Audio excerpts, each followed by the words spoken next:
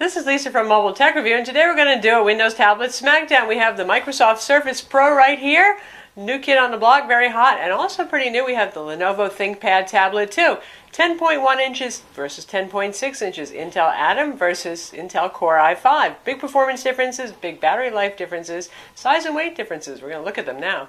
So here we have two highly portable Windows 8 tablets.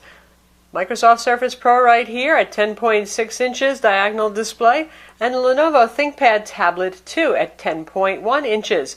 Both of these guys have very wide viewing angles, nice sharp displays. Surface Pro is full HD 1920 by 1080 versus the usual 1366 by 768 on the ThinkPad tablet 2. Now, given how Windows desktop scaling means, and I mean this part right here where things can get really teeny at higher resolutions, at 10.1 inches I'm not complaining. But that's not the most important difference here. What's important is the ThinkPad tablet 2 runs on an Intel Atom dual-core 1.8 gigahertz CPU. That's the Clover Trail that's used in Windows 8 tablets. And it has licensed PowerVR graphics. It's rebranded as Intel GMA, but it's really still PowerVR graphics. About as capable as a mobile OS tablet, but nothing to compare with the Intel HD 4000 integrated graphics on Surface Pro and the 1.7 gigahertz Intel Core i5 ULV CPU, which is your Ultrabook inside, basically. So, first off, important thing is how much power do you need? Is this going to be your main computer? If this is going to be your main computer for most folks, you're going to want the Surface Pro because, again, it is basically an Ultrabook in a teeny tablet outfit. Whereas this guy here running on the Atom CPU, one task at a time, not so bad. You can do things like Photoshop. It's not going to be as quick, but it will work. But you wouldn't want to use it as your main computer day in, day out, unless the only thing you do is web surfing, Office, and some social networking and email, and that's about it. Both of these are available with accessory keyboards, and we have them set up with them right now. The Lenovo is a Bluetooth keyboard with stand. And this is the Microsoft Type keyboard. You can choose either the one with the clicky keys, which is this one right here, or the fabric keyboard that we have right here, which has just about no tactile feel. There's ridges around the keys, but it makes an auditory click, and you can feel the ridges, but nothing moves here. But it's your choice. This is a little bit thinner. They weigh about the same. Now, in either case, you can use external USB or Bluetooth keyboards if you want, so you're not limited to just using these keyboards, but we're just looking at what you can get bundled with it.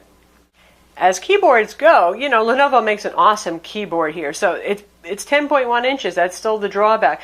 Nice keys, nice key travel, sculpted kind of thing going on. But still smaller than the Surface keyboard at 10.6 inches. It's actually a little bit bigger. And if we compare the footprint of the Surface keyboard, you can see you do get a little more space for your keys on the Surface, just a little bit. And it does make a difference when you're typing. Honestly, if you could marry the two of these, that would be the nicest. But then Microsoft wanted to keep this very thin, so it could act as a cover and not be too cumbersome. Which keyboard do I personally prefer? Surprisingly, I prefer the Surface Type cover. It actually is a bit more roomy, a little easier to use. I usually love ThinkPad keyboards. Not a terrible keyboard right here, but a little roominess actually helps. One thing that we have here is the optical eraser stick pointer with the clicky buttons here, and this one has a more traditional trackpad, though it's small. And in terms of the footprint that they have when they're sideways and the viewing angles, we'll just take a look right here and you can see.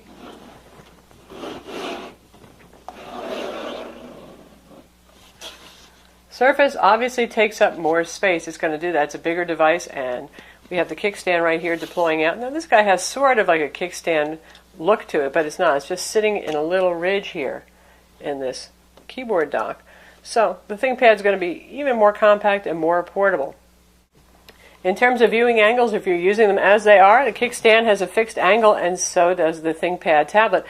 The Surface kicks back a little bit more, a little bit for a better viewing angle if you're using it lower, though really both of them are designed to be used on the desk. So how about size and shape of these things? Surface Pro, 2 pounds. Lenovo ThinkPad tablet 2, amazingly light, 1.3 pounds, just a hair under. From the front footprint, you can see they're pretty close in size. There's a half-inch diagonal difference in the display. So obviously a little bit more compact for the ThinkPad tablet 2, but if we take a look around on the side, you see Surface is just over a half an inch thick, and it has vents, look at that, too, for cooling. ThinkPad tablet 2, remarkably thin.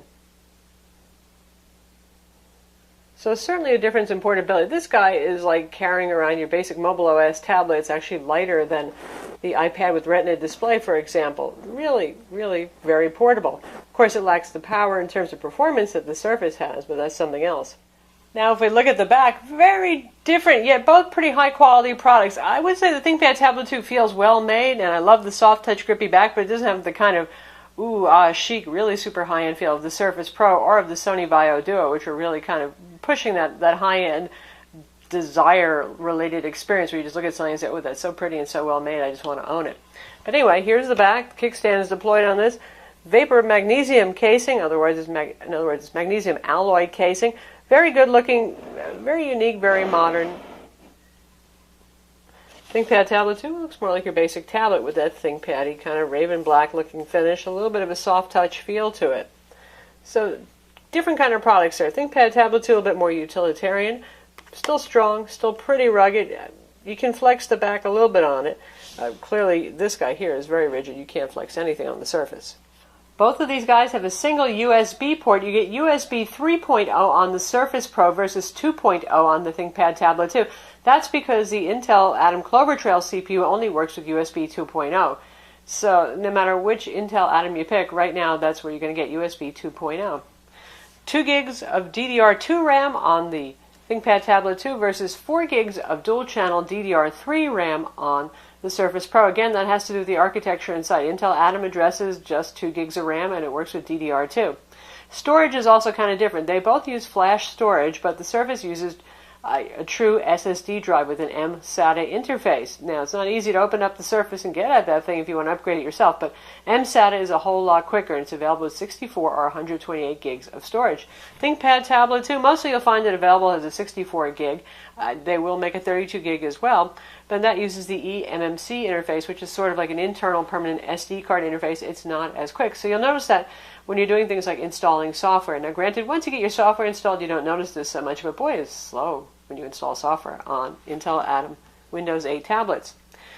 Both of these are full Windows 8, no RT here, so you get the desktop, you get access to all the Windows 7 applications that you'd like to install, 32-bit Windows on the ThinkPad Tablet 2 versus 64-bit on the Core i5-based Surface Pro. And again, that has to do with the CPU. The Intel Atom is a 32-bit CPU. The Core i5 is a 64-bit CPU.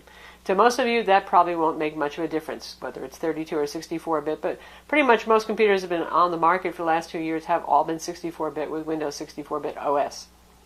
Both of these have micro SD card slots compatible with SDXC high-capacity cards. They both have 3.5 millimeter audio jacks. For monitor out on the ThinkPad Tablet 2, we have mini HDMI, and on the Surface Pro, we have a mini DisplayPort. Mini DisplayPort's more versatile because it can drive higher than 1080p resolution monitors, like some of those nice Dell monitors are 27 or 30 inches, and you can get dongle adapters that adapt to HDMI and VGA. Now, most people probably just want to use HDMI. A few you might want to use VGA, so for a lot of you it's going to be a toss-up, and you might actually prefer just the straight HDMI. Though this is mini HDMI, you'll still need a little adapter to convert it up to normal-sized HDMI on the ThinkPad Tablet 2. Both of these are available with Wacom digitizers, and here's a pen for the ThinkPad Tablet 2, which actually fits in a silo up here. Wow, just about no tablet these days has a silo for the pen, so nice to have that. And this is the pen that you get with the Surface Pro. Bigger pen, nicer to hold, but drawback is, yes, you can clip it magnetically to the little charging port on the side right here to carry it around, but it's still easy to knock off or lose, especially when you're charging the tablet. So nicer pen to use. Pen that actually fits in the silo here. So both of these have a Wacom digitizer inside. Wacom digital pens right now. WinTab drivers are not available. Anything that uses the modern Windows Ink API like Fresh Paint or ArtRage, Office 2013, OneNote, you'll get pressure sensitivity there, no problem. But WinTab is used by Adobe Photoshop, Corel Painter, and SAA Paint tools as well. So you're in the same boat with both of these. Now, everybody had a sniff fit basically about Surface not shipping with WinTab drivers out of the box. Seems like tablets never do. You graphic artists know about that. So Microsoft and Wacom and Adobe said, we're working on it. Hold on, soon. We haven't heard anything about the ThinkPad Tablet 2 or its friends like the Dell Latitude 10, but I'm sure eventually it will come, but it may not be the first. What happens if you try to install Wacom's drivers that they have available on their website on either of these tablets? It says, tablet not recognize it, won't install. Now, in terms of what the inking experience is like on each of these, I would say it's actually very similar. It's very smooth. It's very pleasant to use. The pressure sensitivity works well. You get 1024 levels of pressure sensitivity. The drawback with the Atom-based tablets is they can get a little sluggish. With OneNote, after you get about one full page of ink notes going, things get a little slow. It's still usable. It doesn't crash, but it gets a little bit slower. And honestly, using apps like Corel Painter or even ArtRage, I find the responsiveness better on a Core i5, and I much prefer that. Now, I haven't really had too much lag going on, though, on the ThinkPad tablet, too, that said. In terms of display quality, both have very wide viewing angles. Both are very bright. Obviously, the Surface Pro wins here. It's full HD, a whole lot higher resolution. Now, we have the scaling set to 125% to make things more readable, so depending on your scaling settings when you're in desktop mode, you may or may not see all that much more on screen, but what you see is always going to be sharper, which is nice. Both have dual-band Wi-Fi 802.11bgn. Neither have WiDi wireless display. They both have Bluetooth 4.0. There is no NFC on either of these models. Lenovo has a 3G option, 3G, 4G with AT&T LTE, and there's a full-size SIM card slot, not micro SIM, on the top. However, that one's a whole lot more money. You go from $679 to $949, which is oddly expensive just to add that 3G, 4G module inside. Both have front and rear cameras, 720p up front for the Surface Pro, 720p on the back for the Surface Pro. Really sad camera there on the back on the Surface Pro. People make jokes about taking tablet videos and photos, but hey, if you got it in your hands and it's the handy thing, you're going to use it, you will be discouraged if you do that with Surface Pro. It's fine for video chat, for Skype, but that's about it. With Lenovo, we get a 2-megapixel camera up front, good for video chat, and a little bit more, maybe even, but mostly just that, and an 8-megapixel camera on the back. Not the most stunning example that we've seen of a camera on a smartphone or tablet, but pretty good and worlds better than the Surface Pro. Now, again, we get to the most important point here, which is the performance difference between these two. You've got 2 gigs of RAM here versus 4 gigs. More multitasking possible the more memory that you have. Also, much faster CPU and graphics processor built into the Surface Pro. If it's going to be your primary computer, you definitely want the Surface Pro, unless your needs are super duper light. Web browsing, office documents, some email, that's about it. And you can see the difference in the Windows Experience scores right here. Significantly higher for the Surface Pro than for the ThinkPad Tablet 2. And the ThinkPad Tablet 2 does pretty decently among Intel Clover Trail Atom tablets. So it's a good example, actually, performance-wise. It's better than some of the other ones that are out there, though they're all fairly close because the hardware is pretty similar. Now, when we talk about PC Mark 7 for the benchmark score, we're looking at 4657 for the Surface Pro versus 1424 for the ThinkPad Tablet 2. So significant difference there in performance. Now, when is this going to be an issue for you? If you're just running Word on the ThinkPad Tablet 2, or just running a web browser with a couple of tabs, or maybe even you have both of those open, then it's fine. But you really don't want to have Photoshop open and running. You don't want to push the envelope. Anything beyond a couple of concurrent lightweight apps or one heavyweight app like running by itself, like Photoshop, for example. Also, video editing, you can do that HD video editing on the Surface Pro. I still prefer even more powerful full mobile instead of ULV CPUs, but it's actually fairly capable for editing 1080p video. Forget doing that on the ThinkPad Tablet 2 on a Clover Trail. It just does not have the horsepower. And when it comes to gaming, this guy, Surface Pro, has Intel HD 4000 graphics.